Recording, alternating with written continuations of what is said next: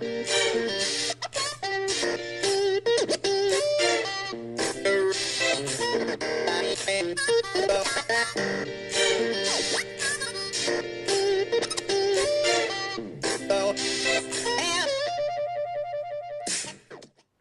à tous, bienvenue sur Podoxygène TV. Yannick Repeko avec vous sur le Podoxygène Tour qui continue dans la région Nord. Nous allons voir cette fois-ci une femme podologue du sport, anciennement membre du bureau de l'association, j'ai nommé Élodie Lefebvre. Élodie nous parlera des formations qu'elle a réalisées pendant son cursus, ce qui sera le prétexte pour nous de discuter des remboursements et des démarches administratives au GDPC. Et puisqu'elle vit ce moment, également les procédures administratives pour partir en congé maternité dans de bonnes conditions. Voilà, nous pouvons aller tout de suite à son cabinet. C'est parti. Bonjour Hello, merci d'avoir accepté cette interview. Bonjour. C'est très sympa de prendre un peu de temps pour répondre à nos petites questions. Bien écoute, on va commencer tout de suite justement.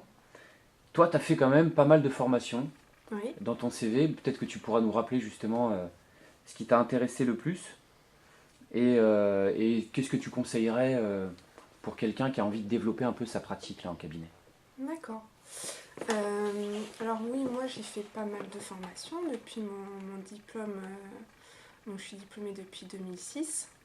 Ce qui m'a intéressé le plus, c'est déjà le diplôme universitaire en podologie du sport que j'ai fait à Lille en 2008. Ça m'a ouvert pas mal la voie sur les autres formations après, parce qu'on a rencontré vraiment des kinés, des ostéos intéressants. Et suite à ça, j'ai fait des formations diverses et variées. Les premières, c'était en posturologie. Après, j'ai fait la formation médiation cynokinétique avec Wilfried Delamer à Cambrai.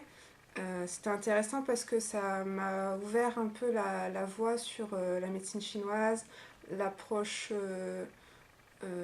différente au point de vue, enfin, la vision différente du patient selon la médecine chinoise. On a beaucoup travaillé aussi sur le ressenti, la palpation est différente aussi. Donc ça, c'était vraiment une des premières grosses formations que je faisais et qui était vraiment intéressante. Les suivantes, il y avait aussi les réflexes archaïques, qui pareil offrent une autre vision du patient. Je travaille surtout chez les enfants pour avoir aussi une approche globale et orienter différemment mon bilan et travailler avec eux tout ce qui a trait au réflexe archaïque, donc qui se développe pendant la grossesse et pendant les premières années de leur vie. Comme autre formation, il y a aussi la formation avec la clinique du coureur, avec Blaise Dubois, sur la course à pied et la prévention des blessures en course à pied. Là aussi, ça a changé ma façon de travailler avec les patients sportifs, où on travaille plus sur le travail de la foulée, des exercices, et plus forcément qu'avec des semelles. Autre formation... Bah déjà, ça fait un panel intéressant, voilà, parce que du coup, ça veut dire que tu as un peu ouvert d'autres domaines par rapport à la formation de base de podo. Plus après, tu as la clinique du coureur. C'est vrai que c'est quand même assez très podo du sport. Ça donne une belle complémentarité dans tout ça, quoi. Et alors, moi, j'avais une question, c'est par rapport à tout ce qui est prise en charge, remboursement, un petit peu là, le côté administratif de la formation. Puisque nous, on connaissait avant le FIFPL uniquement. Et bah, depuis quelques années, il y a quand même l'OGDPC qui a été mis en place. Tu as dû l'utiliser, je pense, sur tout ça. Tu peux nous rappeler un petit peu comment ça fonctionne? Et puis surtout, est-ce qu'avec le recul, ça marche vraiment, les remboursements, et ça se passe bien, quoi? Oui, alors en fait, depuis, c'est la 4e année, on peut faire des formations avec l'OGDPC. Il faut s'inscrire sur le site mondpc.fr, si je ne me trompe pas. Il faut s'inscrire, il faut surtout bien remplir son RIB professionnel. Donc ça, c'est vraiment très important. Et suite à ça, on fait une recherche des formations. Donc en inscrivant sa catégorie professionnelle, donc pédicure, podologue pour moi. Et on s'inscrit via ce site aux formations. On reçoit une confirmation de la part de l'organisme des formations qu'on a choisi. Et ce qui est pas mal, c'est qu'on n'avance pas les frais la plupart du temps. On a un budget de 1290 € par an, ce qui permet de payer et la formation et d'être indemnisé jusqu'à maximum 630 € pour 6 demi-journées par an. Donc moi, ça m'a permis déjà en 3 ans de faire 6 formations différentes. Et avec les indemnités que j'ai reçues, bon, il faut être assez patient pour recevoir les indemnités, mais on finit toujours par les recevoir. Et ça a permis de financer d'autres formations après qui n'étaient pas forcément prises en charge, ni par l'OGDPC, ni par le FIFPL. D'accord, donc finalement c'est très positif. Ouais. Ça se passe correctement tout ça dans la mise en route. Moi, j'ai pas eu de soucis à ce niveau-là. D'accord, bah, super. Du coup, alors, ces formations-là, ça te permet d'évoluer dans ta pratique. Et la prise en charge du patient, elle a dû complètement changer pour toi là, depuis quelques années. Tu procèdes comment aujourd'hui avec ton patient quand tu le reçois et pour le soigner, les appareillages, etc. Alors en fait, quand un patient vient me voir, déjà le plus important c'est l'anamnèse. L'interrogatoire est vraiment très important. Moi je définis avec lui déjà pourquoi il vient me voir, ses objectifs de traitement. On définit ses problèmes, les antécédents qu'il a eus, à partir de quand, qu'est-ce qui a pu déclencher ces problèmes-là. Je regarde aussi chez les enfants, par exemple, comment s'est passée la grossesse, l'accouchement, choses comme ça. Chez les sportifs, leurs pratiques sportives, leurs chaussures, leur entraînement. Suite à ça, je prends des mesures avec eux, donc soit sur le tapis de course, soit sur podoscope ou avec une plateforme de podométrie. Puis après, je les examine debout, allongés. Je teste les différentes choses dont j'ai besoin. Et suite à ça, après, je travaille soit en thérapie manuelle, en catéping, et on voit tout de suite s'il y a des choses qui bougent. Et je teste aussi si je fais des orthèses, les éléments de semelle.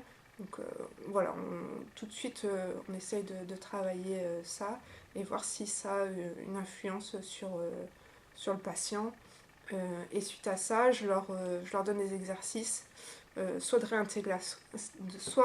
réintégration de réflexes, soit pour travailler la foulée chez le sportif, des exercices pour l'échauffement, après le sport.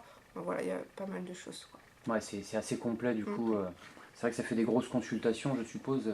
Le bilan dure en moyenne 1 heure. D'accord. Alors, j'ai une question d'un tout autre ordre, finalement, qui concerne la profession, évidemment. Et parce qu'en fait, tu attends un heureux événement bientôt. Donc là, tu es en congé maternité. Je vais dire arrêt maladie, non, c'est un congé maternité. Congé maternité, oui. Et bien, est-ce que tu peux nous en parler de ça? Parce que finalement, je me dis, tous les jeunes diplômés là qui ne connaissent pas, quelles sont les procédures pour la femme qui est enceinte, pour que ça se passe bien dans son cabinet? Alors, pour que ça se passe bien, il ne faut pas faire comme moi, donc je peux vous dire les erreurs à éviter, parce que ça ne se passe pas très bien pour l'instant. Donc en fait, pour le congé maternité, on a le droit, en tant que profession libérale médicale, à 6 semaines avant terme et 10 semaines après terme. Pour les indemnités, on a le droit normalement à une allocation forfaitaire de repos, la moitié à la fin du 7e mois et l'autre moitié après l'accouchement. Pour ça, il faut fournir des papiers qu'on ne vous demande pas à la CPAM, donc je vais vous dire lesquels. Il faut une attestation de cotisation URSSAF de l'année précédente. Il faut également un certificat du médecin donnant les dates de votre congé maternité normal. Et puis, bien sûr, au tout début de la grossesse, bien envoyer les papiers avec la déclaration de grossesse. Ça, c'est important. Et après la naissance, il faut aussi une attestation de naissance avec noté, spécifié que la maman est professionnelle de santé pour pouvoir avoir les indemnités. Et pour les indemnités journalières, on a le droit des indemnités journalières donc pendant les 6 semaines avant la naissance et les 10 semaines après. Et aussi depuis peu, on peut avoir un congé maternité pathologique de 15 jours avant ces 6 semaines. Donc voilà. Ok.